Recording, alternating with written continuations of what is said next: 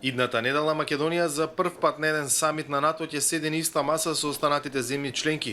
Премиерот ја предводи делегацијата на лидерскиот состанок на собирот на врвот на Алијансата во Лондон. За прв пат ќе имаме прилика да седнеме на масата на најмоćната алијанса не на денешнината, туку најмоćната алијанса во историјата на човештвото. И ова е за нас историска шанса и ова ќе биде историски ден.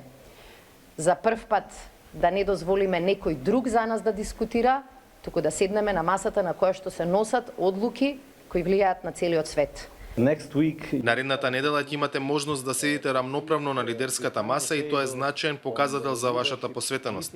Во очекување на преостанатата 29 ратификација во Шпанија, МНР веќе изготвило нацрт закон за ратификација на Северноатлантскиот договор во Македонското собрание. Тоа што за 10 месеци имаме 28 ратификации говори дека сме добре дојдени во Алијансата и се надеваме дека тоа ќе биде одбележено и во еден параграф, во една реченица од завршната декларација на состанокот на лидерите во Лондон.